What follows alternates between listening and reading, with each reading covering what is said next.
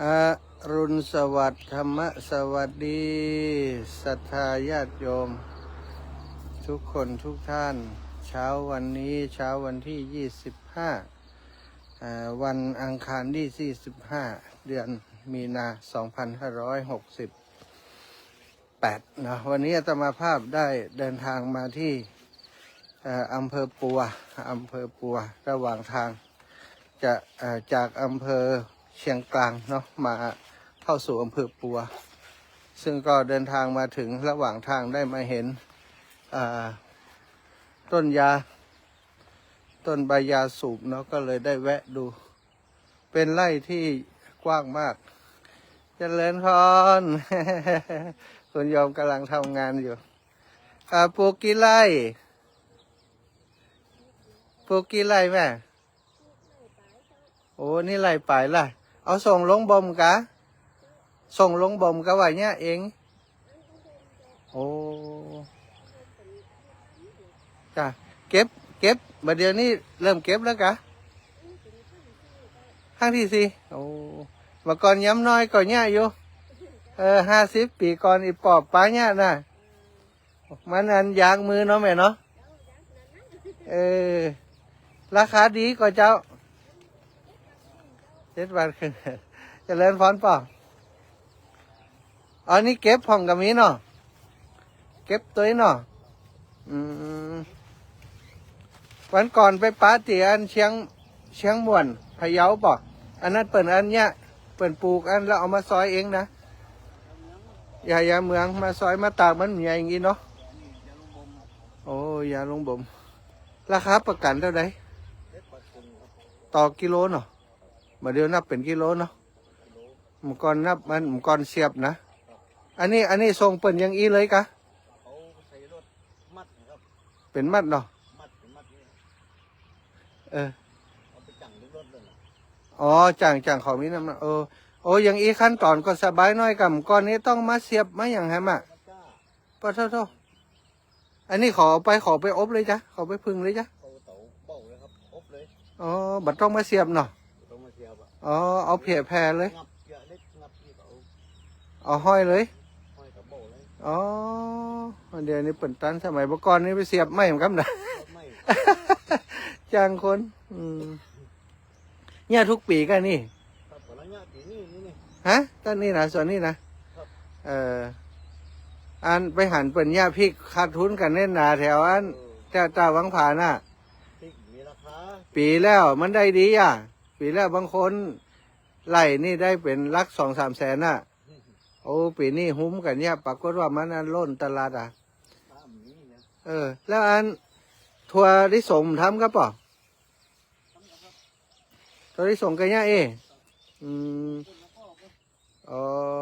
อันแต่ว่าผ่านมาที่อันเชียงกลางนี่อันทัวร์ที่ส่งนักขนาดเนาะเชียงกลางนี่เขาปลูกอะไรน้ำก่อนนะน้ำก่อนอีกอันน้ำก่อนบ้านนั้นเจดีน่ะนี่เกษตรกรผู้ขยันขันแข็งแต่เจ้ามาถ้าหน้าหนาวนี่อิดฟังเนอะฮะหน้าหนาวด้วยวันเดียวนี้อากาศก็ยังสบายดีเนาะอากาศเหมาะนี่คือเกษตรกรที่สู่นะโอ้อันนี้ตั้งแต่เจ้าในเก็บกี่โมงมานี่2อ๋อที่กองไว้นี่นะมันบุญเข้าไปเก็บแหมอ่ะเนาะต้องบาดใจสักหน่อยนะนี่บุญเข้าไปเก็บแหม2 คนพ่อเมียอ๋อ2 คนนี่ละปีนี้แต่นี้เราปะเท่าจะ60กันโอ้แกแต่เนี่ยการได้หลายปีสู้ไปเนี่ยไปเนาะยามันต้องผลยาผลอย่างก็นี่กันใบแก่ผลแต่ย้ำน้อยนะย้ำน้อยนะตอนที่ใหม่ๆเนาะใบแก่แล้วเนาะหมออีก็ใกล้จะเก็บได้แล้วเนาะร่อนเลยเดี๋ยวมันเกี่ยวอยู่หลายอยู่นี่ได้หลายตังค์อยู่นี่โลอีกได้หลายตังค์อยู่ป่ะอันนี้ก็ของเขากะข้าวโพดนี่ข้าวโพดนี่หลายรอบข้าวปู นี่2 รอบแล้วนี่เนาะ 2 รอบก็นี่ 2 รอบ เขาออกได้2 รอบอ่ะ ดูอัน เนี่ยได้รอบนี้เสร็จก็จะเข้า นะเกษตรกรทางเพศน้ำท่าสมบูรณ์ขนาดปอมาพอแล้วอู้น้ำอ่างเนาะ ก็เลิกละ โอ้นี่ละถ้ามีน้ำก็มีชีวิตมีน้ำก็มีนี่ละขอบคุณนะปอนนะตู้มาจากลำปางอย่ามาเดินทุดงค์เมืองนั่นเดินทุดงค์เดือนหนึ่งอันวันก่อนมาถึงตีอันป่าจ้าก่อนจะถึงปัวสัก3 กิโลเนี่ยแล้วก็เขาไม่แอวหา ไปแอวอันห้วยโกนแล้วก็เลยมาลงถุงจ้าง เดินจากถุงจ้างมานี่เดี๋ยวก็จะเดินไปหาตีอันวันก่อนเห็นแล้วก็จะเข้าตาวังผาปะเดินแอวอย่างอีหมวนน้อยมันได้หันถ้านั่งรถผ่านได้อ่ะอันนั้นอย่างนี้อ่ะ เดินโลเอหัน เดินเนื้อหันเนี่ยโอ้หมวนดิรวยเนอะกิโล7 บาทนี่ได้หลายตังค์เหรอ หลายกิโลแล้วนี่สาธุโอ้ได้หลายแล้วเนาะเปลี่ยนเอาของอย่างนี้เนาะอยากไปมีความสุขกับการทำงานไปก็ได้ละหันมันเขียวเหมาะอย่างอีงามดีนี่ทุกหัวสุดตานี่นึกถึงย้ำน้อยเฮานี่ต้องขี้ข้านไปอันนี่เปิดเก็บนะกะเก็บแล้วก็วันเสาร์อาทิตย์ต้องเสียบด้วยเปิ่นเดี๋ยวนี้เป็นมัดยังแขวนกำก้อนเสียบแหมกำพ่อโทษตันเสียมก็làm con เสียบแล้วเอาใส่สมัยก่อนล่อเนาะมันจะมีรถต่างล่อไปโอ้เขาก็แยกกันนะกับเกษตรกรโอ้ดีละมาเดียวบอกเคยมีลงบ่มล่างไปนักเนาะ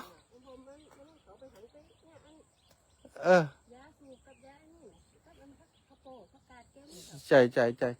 วันนั้นไปหันเชียงม่วนนะเป็นนั้นยามเมียงเป็นนั้นซอยเป็นตากนะโอ้เป็นทึมยาซอยก็ลำบากอยู่ต้องขายเองอย่างเองด้วยมันแน่นอนอันนี้ดีละนะตัดตุนเนอะปีนี้ได้หลายแสนละไม่เลี้ยงได้หลายแสนละ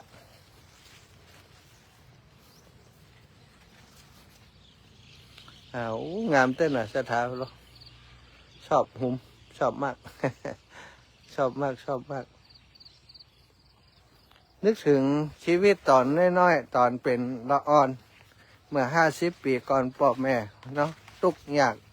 ก็อาศัยเนี่ยสถาเนี่ยยาขึ้นยานี่ขายเนาะเป็นเนี่ยยาลูกเต้าก็ต้องช่วยลูกเต้าต้องช่วยพ่อช่วยแม่นี่งามเด้อแปลงสวนเปิ่นงามขนาด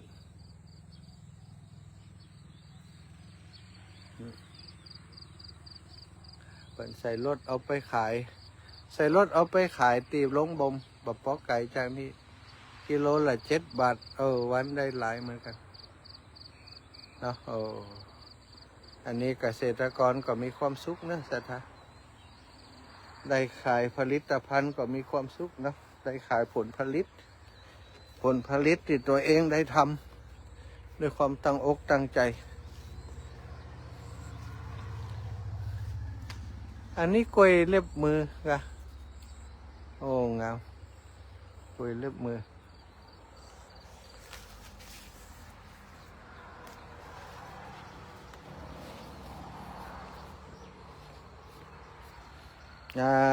ขอบคุณสำหรับเจ้าของสวนยา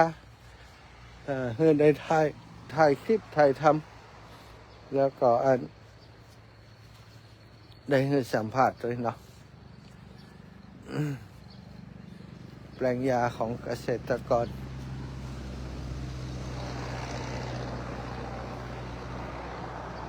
ไปต่อไม่พอแค่นี้ ไปต่ออันนี้เป็นเอามัดเป็นมัดวันนี้ก็จะได้หลายกิโลเนาะ เอามามัดแล้วก็เอาไปส่ง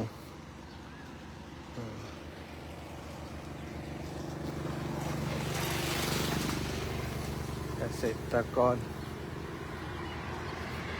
อาชีพเกษตรตั้งเพศก็ได้ตังค์อยู่เนาะกิโล7 บาทโอ้กิโล7 บาทนี่ได้หลายกิโล7 บาทขายเป็นกิโล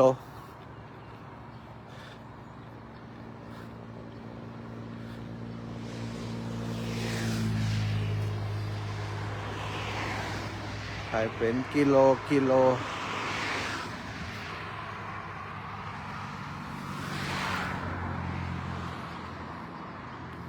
แปลงยาของชาวบ้าน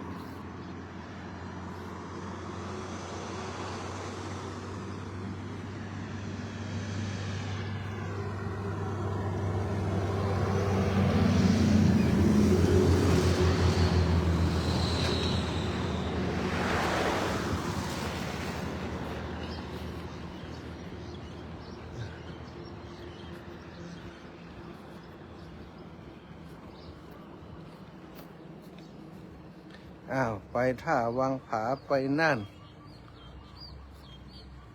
ท่าวังผาไปน่านอันนี้เก็บแล้วเนาะอันนี้แก่ละผลผลิตแก่ละก็